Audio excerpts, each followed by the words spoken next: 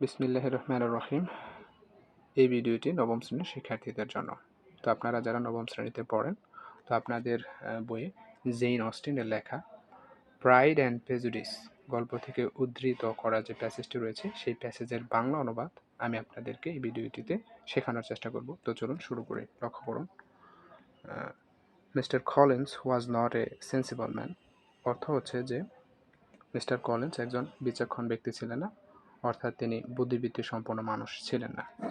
তারপর লক্ষ্য করুন, and the deficiency of nature had been but little assisted by education or society.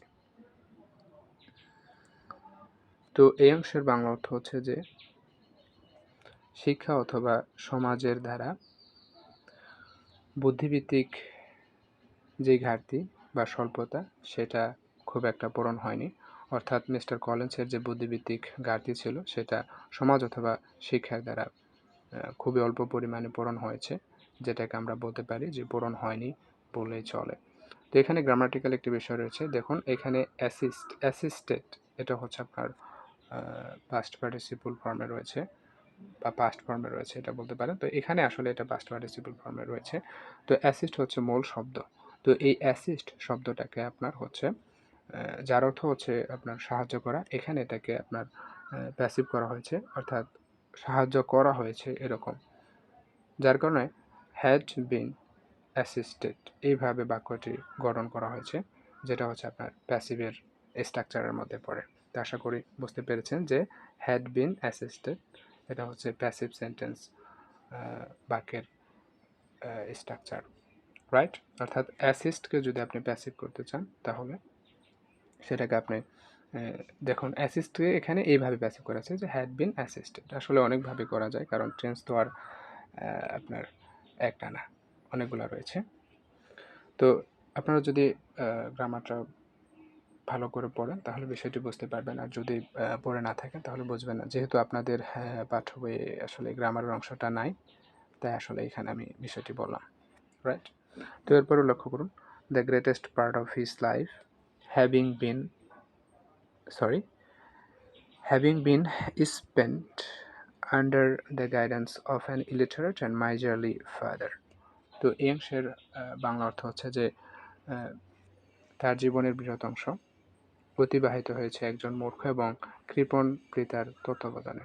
অর্থাৎ mister কলিন্সের জীবনের একটা বৃহৎ অংশ অতিবাহিত হয়েছিল একজন মূর্খ এবং কৃপণ পিতার তত্ত্বাবধানে অথবা নির্দেশনায়। তো আপনারা জানেন যে গাইডেন্স অর্থ হচ্ছে তত্ত্বাবধানে বা নির্দেশনা, আর greatest part of his life এর অর্থ হচ্ছে যে তার জীবনের একটা বৃহৎ অংশ, আর হ্যাভিং বিন স্পেন্ট অর্থ হচ্ছে অতিবাহিত হয়েছে। তারপর লক্ষ্য করুন, and though he belong to one of the universities এর অর্থ হচ্ছে যে তিনি একজন বিশ্ববিদ্যালয়ের শিক্ষার্থী ছিলেন, অর্থাৎ তিনি একজন বিশ্ববিদ্যালয়ের অন্তর্ভুক্ত শিক্ষার্থী ছিলেন। তো আপনারা জানেন বিলং টু অর্থ হচ্ছে অন্তর্ভুক্ত বা অধীনে, রাইট? এরকম।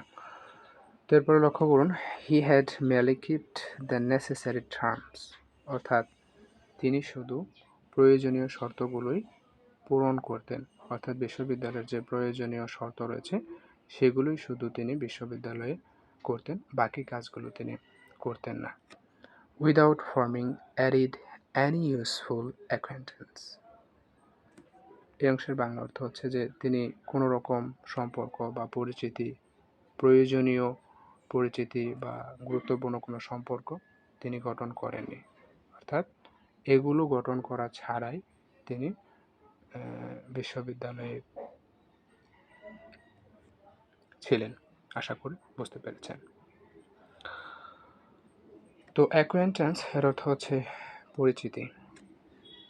The subjection in which his father had brought him up had given him originally great humility of manner. তো এই অংশটুকুর বাংলা অর্থ হচ্ছে যে ছোটবেলায় যখন তিনি তার পিতার অধীনে লালিত পালিত হয়েছিলেন, শুরুতে সেটা তাকে একটা নম্রতা, অর্থাৎ তার চরিত্রে একটা নম্রতা এনে দিয়েছিল। তো সাবজেকশন অর্থ হচ্ছে কারো দ্বারা নিয়ন্ত্রিত হওয়া, অর্থাৎ এখানে the subjection in which his father অর্থাৎ পিতার অধীনে হ্যাড ব্রট হিম আপ, অর্থাৎ হচ্ছে লালিত পালিত হয়েছিলেন। তো এইখানে ব্রিং সামওয়ান আপ এর অর্থ হচ্ছে যে মানে লালিত পালিত হওয়া যতক্ষণ পর্যন্ত না সে হচ্ছে আপনার প্রাপ্তবয়স্ক হয়, অর্থাৎ ততক্ষণ পর্যন্ত কারো দিনে বা কারো দ্বারা লালিত পালিত হবে এরকম, রাইট? তো ব্রিং সামওয়ান আপ এর পাস্ট হচ্ছে ব্রট সামওয়ান আপ। তো এখানে সামওয়ানের জায়গায় হিম ব্যবহার করা হয়েছে, অর্থাৎ সামওয়ান দ্বারা কোনো ব্যক্তি বা ব্যক্তি বোঝানো হয়। তো সেই ক্ষেত্রে এখানে সামওয়ানের পরিবর্তে ব্রট হিম আপ এরকম করে গঠন করা হয়েছে। বিষয়টি আশা করি বুঝতে পেরেছেন যে হিম দ্বারা বোঝানো হচ্ছে কাকে? মিস্টার কলিন্সকে, অর্থাৎ মিস্টার কলিন্স তার পিতার অধীনে কি হয়েছিলেন? বড় হয়েছিলেন এরকম, বা তার পিতা তাকে লালন পালন করেছিলেন। আশা করি বিষয়টি বুঝতে পেরেছেন। আর অরিজিনাল এর অর্থ হচ্ছে শুরুতে, আর হিউমিলিটি অর্থ হচ্ছে নম্রতা, রাইট? ম্যানার অর্থ হচ্ছে চরিত্র বা আচরণ এরকম। তারপর লক্ষ্য করুন, but it was now a good deal counteracted by the self conceit of a weak head.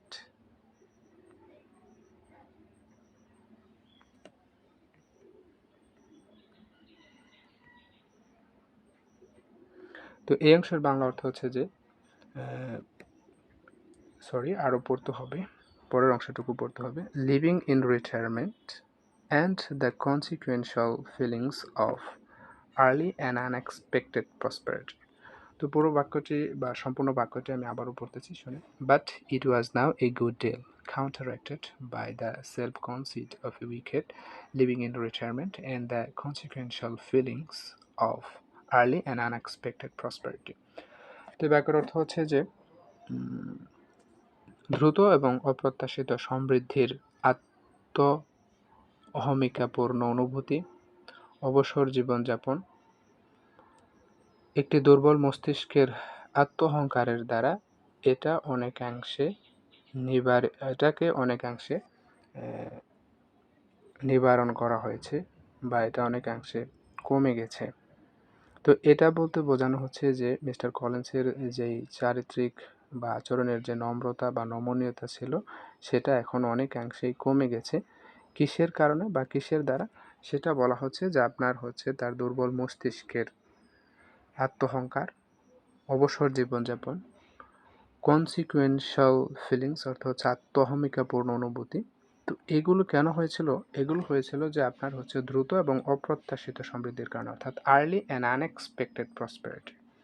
আশা করি এই যে বাক্যটি, এই বাক্যটির বাংলা আপনারা বুঝতে পেরেছেন। তারপর লক্ষ্য করুন, A fortunate chance had recommended him to Lady Catherine de Bourgh. তো এই অংশটুকুর বাংলা হচ্ছে যে একটি সৌভাগ্যজনক সুযোগ তাকে, অর্থাৎ হচ্ছে মিস্টার কলিন্সকে লেডি ক্যাথরিন ডি বুর্গের কাছে আকর্ষণীয় করেছিল বা সুপারিশ করেছিল। আপনারা জানেন যে রিকমেন্ড অর্থ হচ্ছে সুপারিশ করা, রাইট? তো এখানে আপনারা বলবেন যে একটি সৌভাগ্যজনক সুযোগ তাকে লেডি ক্যাথরিন ডি বুর্গের কাছে আকর্ষণীয় করেছিল। When the living of Hansford was vacant, যখন হ্যান্সফোর্ডের বাসাটি শূন্য ছিল। এখানে লিভিং অফ হ্যান্সফোর্ড বলতে আমি যতটুকু বুঝতে পেরেছি সেটা হচ্ছে যে এটা হচ্ছে এমন একটা বাসা যেখানে হচ্ছে পাদ্রীরা অবস্থান করেন বা পাদ্রীরা থাকেন, অর্থাৎ এই বাসাটিতে যখন পাদ্রী ছিল না তখন একটা সুযোগ হচ্ছে আপনার মিস্টার কলিন্সের জন্য তৈরি হয়েছিল, যেটা লেডি ক্যাথরিনের কাছে তাকে সুপারিশ করতে সাহায্য করেছিল বা সুপারিশ করেছিল বা তার কাছে তাকে আকর্ষণীয় করেছিল, রাইট? এরকম। তো ভ্যাকেন্ট অর্থ হচ্ছে আপনারা জানেন শূন্য। And the respect which he felt for her high rank. তো এই অংশের অর্থ হচ্ছে যে এবং তিনি তার উচ্চ পদমর্যাদার জন্য যে সম্মান অনুভব করতেন, অ্যান্ড হিজ ভেনারেশন এবং তার শ্রদ্ধা বা ভক্তি, ফর হার তার জন্য, অ্যাজ হিজ প্যাট্রোনাস অর্থাৎ হচ্ছে তার পৃষ্ঠপোষক বা পৃষ্ঠপোষিকা হিসেবে তার প্রতি তার যে শ্রদ্ধা বা সম্মান ভক্তি, mingling with a very good opinion of him, অর্থাৎ হচ্ছে নিজের প্রতি একটা উচ্চ ধারণা পোষণ করা of his authority as a clergyman. তো একজন পাদ্রী হিসেবে তার কর্তৃত্ব, ক্লার্জিম্যান অর্থ হচ্ছে পাদ্রী, অথরিটি অর্থ হচ্ছে কর্তৃত্ব, প্যাট্রোনাস এর অর্থ হচ্ছে পৃষ্ঠপোষক বা পৃষ্ঠপোষিকা, ভেনারেশন শব্দের অর্থ হচ্ছে শ্রদ্ধা ভক্তি, রাইট।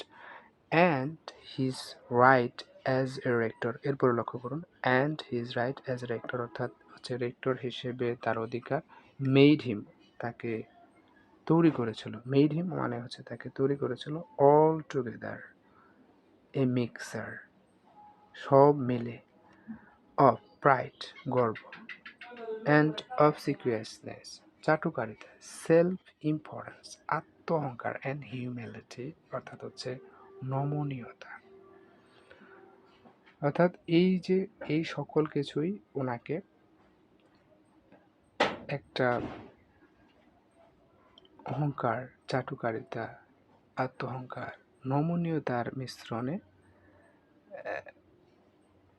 ওনাকে তৈরি করেছিল বা গঠন করেছিল, রাইট। তো আশা করি বাংলা অর্থটি বুঝতে পেরেছেন। যদি ভালো লেগে থাকে তাহলে অবশ্যই লাইক এবং কমেন্ট করবেন, আর যদি কোথাও বুঝতে না পারেন তাহলে অবশ্যই আপনার কমেন্ট করবেন বা প্রশ্নটি করবেন যে আপনার কি প্রশ্ন, আপনি কোথায় বুঝতে পারেনি, আমি সেটি অবশ্যই আপনাদেরকে বুঝিয়ে দেওয়ার চেষ্টা করব ইনশাআল্লাহ। তো দেখা হবে পর কোনো একটি ভিডিওটিতে, ততক্ষণ পর্যন্ত আপনাদের সকলের জন্য শুভকামনা। ভালো থাকুন, সুস্থ থাকুন।